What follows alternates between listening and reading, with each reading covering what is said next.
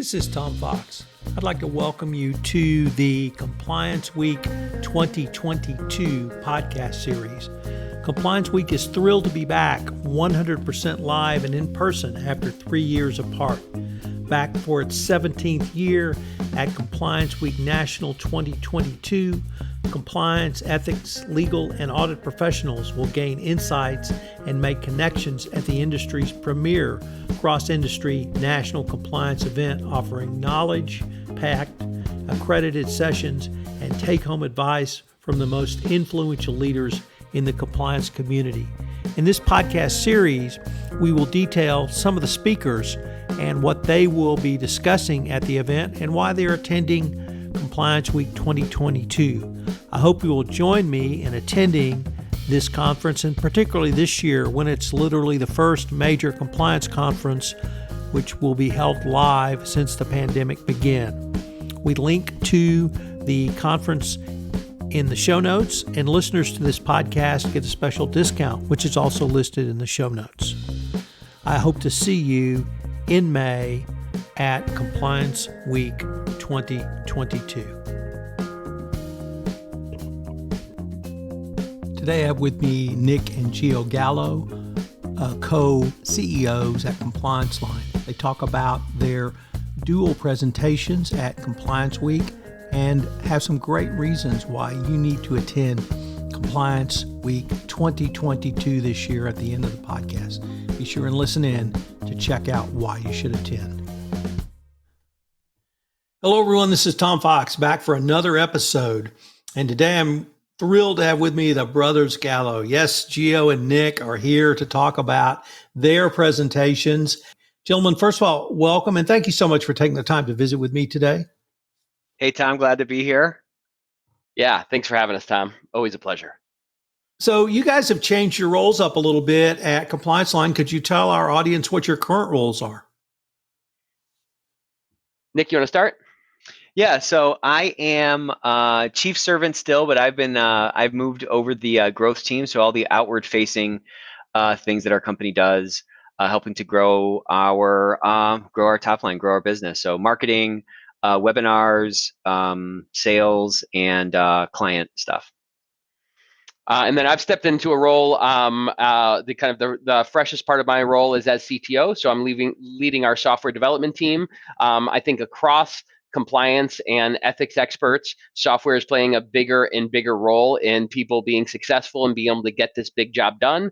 And we're certainly not foreign to that concept. We've been offering software to the compliance and ethics market for practically 20 years, and we're just innovating faster than ever. So we're building out new features, better workflows, new products, extensions that can help our clients handle the volume of work that they have to churn through, and also focus with clarity on the actual actionable insights that are going to manage their risk and build stronger cultures. So I'm doing that, and also managing our operations team and our finance and accounting function.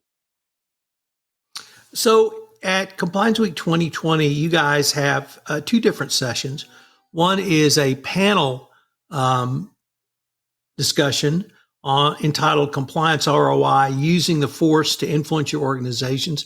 A second is a conversation entitled Driving a Listen-Up Culture, Actions Speak Louder Than Words. And I would like to ask each of you to maybe give a hint or some teasers about each one, but also maybe explain the difference between a panel breakout and a conversation. So Gio, could I start with you? Yeah, I'd love to start. Thanks for that, Tom. So I want to talk to people about this panel that we're leading about ROI, right? So we're calling this Using the Force to Influence Your Organization. We're super excited that Melanie Sponholtz is joining us. She's the Chief Compliance Officer at WAD Capital Partners, and she runs this really dynamic and interesting role there where she works for an investment fund that invests in healthcare companies, obviously super important to get compliance right. And she's this great bridge toward serving the Chief Compliance Officers at companies that are growing in healthcare, and also bridging that gap into the financial language that's spoken by that ownership group.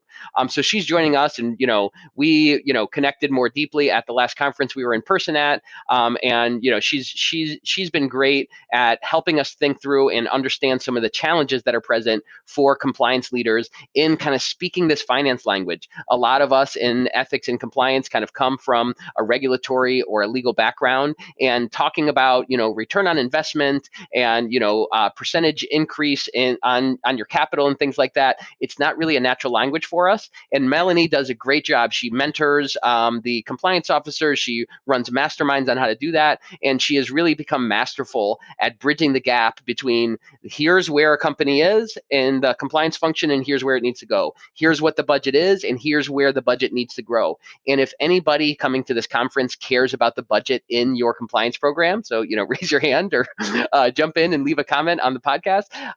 If anybody cares about that, then you should join this. Whether you're a chief compliance officer and you have a direct line to managing your budget, or you're a burgeoning manager and you want to take leadership, this ability to have this conversation with your board, with your executive, with your CFO about what return are we actually getting on our compliance spend is super critical. And it's the thing that is going to separate a group that 5 years from now is really humming and is well staffed and has all the tools that they need and they're really best in class, from other people who are still potentially struggling with, hey, we just got to make do with what we have. So we're going to be talking about some additional things like how this concept of ESG, which in a lot of ways has kind of a finance flavor to it, how that influences how you negotiate for budget. And also we're going to help you do a little case study and talk about how you can implement a financial model and consider the investment strategy of the person who's, for example, holding those purse strings to continue to drive.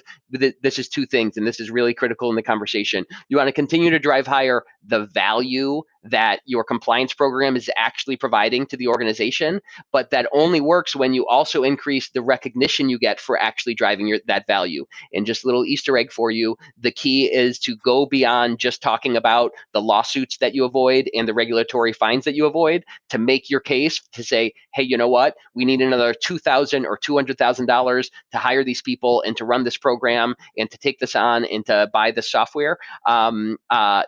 If and as you join the session and get a better sense of how to speak that ROI to people who think in numbers and things like that, we're confident that you're going to get a lot out of this and be able to serve your team on compliance better so that you can all serve the employees and the mission of your organization better. We're really excited for this because a lot of people in this ethics market, I think, have some room to grow for this. And this is one of the keys to unlocking the true, really amazing potential of compliance and ethics over the next 5 or so years, is understanding how to make that case to the people around you to say, hey, you know what? Give us the ball and let us run with it. Let us run this program and let us show you how great it's going to be for the whole organization. We're real excited to have Melanie on. Obviously, Nick is great at talking about this, and we're excited to have this panel discussion which to your point, Tom, is largely going to be presentation and a little bit of case study, kind of a similar, kind of common format of us speaking from the stage, and that's what our panel is going to be about. Nick, how about your conversation? What do you, first of all, could you tell us the difference in a panel and a conversation, and why the conversation format can lend itself to, in many ways, a more engaging audience, and what you hope to accomplish with the conversation? So, I think a panel is a little bit more like a presentation. There's going to be a couple people kind of talking at you. And the conversation is going to be just that. It's going to be a room where we're going to try to keep it, very organic and really try to learn from each other and so forth. The thing that we always talk about is that in the ethics and compliance community, there's not a lot of people playing poker. We're willing to share our recipes, and we're willing to share what's working and what's not working. So I think these conversation rooms are really a great opportunity, not only to network and meet other people, but to really share tactics, techniques, and get some tips that you can bring back to your own program. So, gentlemen, now I want to turn to why you guys, the Brothers Gallo and Compliance Line, are going to be at Compliance Week 2022. It is the place to be. How can you not? How can we not be there? You got to go.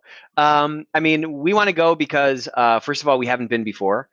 We've heard so many great things about it. And as we looked at this year, now that everything's opening back up, we just want to have a presence. We want to go see our friends, see people that we look up to, learn from folks.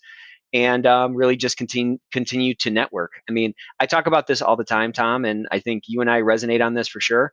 But we work in a really special industry.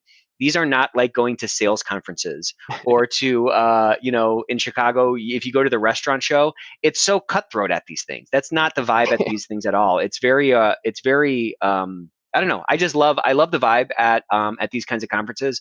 Love Compliance Week. People that are behind the scenes there are great folks, and I think they put on some really special events. So I'm pumped to get back out there to go to DC and be around people again. Yeah, and I think my perspective is similar. Thanks, Tom. It's probably three different layers, right? There's the Compliance Week layer, there's the learning layer, and then there's the people layer. And that last one is really what gets me most excited about. So I'll save that for last. But Compliance Week puts on a really great show. They have a who's who are leading sessions, attending this event. You're going to be, rubbing elbows, grabbing lunch, networking with people. And Compliance Week is really a great organization that, they're really leading the charge here and making sure that there's value for everybody. If you're new to an industry or new to compliance, or you just got a new job at a new place, or, you're in year 8 of your tenure and you're just trying to find that next, room for 2% growth, Compliance Week is a great organization that puts on a great event from a lot of different angles, including those types of conversations Nick was talking about. And then there's the learning, and this is a little two-sided, right? Because, you need to get your CEUs, you need to stay certified. You can do those on a webinar, but how much more engaging is it to be there in person, sitting at a table, focused instead of people walking in your office and stuff like that? And I think the learning is a lot richer when you can be engrossed in it. You can have a full 2 or 3 days where there are these synapses in your brain that fire when you really get immersed in something. And yesterday we were talking about Speak Up, and today we're talking about program administration, and this afternoon we're going to be talking about auditing. And that's just going to be a lot richer learning for you when you're in person, when you're fully engaged and focused, and also you're getting that all condensed. But really, I mean, the thing that I'm most excited about is I never walk away from a conference like this not energized and enthused and inspired by the people I meet and get to talk with, whether it's just a chat while we're getting coffee or we sit down and have a chance to catch up over dinner or something like that. I've certainly sat through a webinar and been trying to do my email and getting interrupted and trying to eat my lunch, and I get a CEU for the webinar, and I answer all the questions and I do the survey so I can get my CEU. But there's times where I'm not really inspired after that. It's just like, all right, get to this next meeting. But being at Compliance Week in DC, I am absolutely sure I'm going to walk away with some new nuggets of knowledge, some new and stronger friendships, and just a renewed vision and energy and excitement for this thing that we all do in compliance and ethics of making the world a better workplace. I'm so pumped for it. I can't wait. Well, gentlemen, I can't wait for it either, and I'm greatly look forward to seeing you all in a couple of weeks. So thanks again for taking the time to visit with me. Thanks for having us, Tom. Always a pleasure. Yeah, thanks a lot. This is Tom Fox again. I hope you'll plan to join me at Compliance Week 2022. Registration information is found in the show notes, and of course, there's a discount code for listeners to this podcast that I've listed in the show notes as well. It's going to be a great conference. We're all going to be able to get together in a full conference for the first time since the pandemic began. I hope you will plan to join me and all of your fellow compliance professionals at Compliance Week 2022.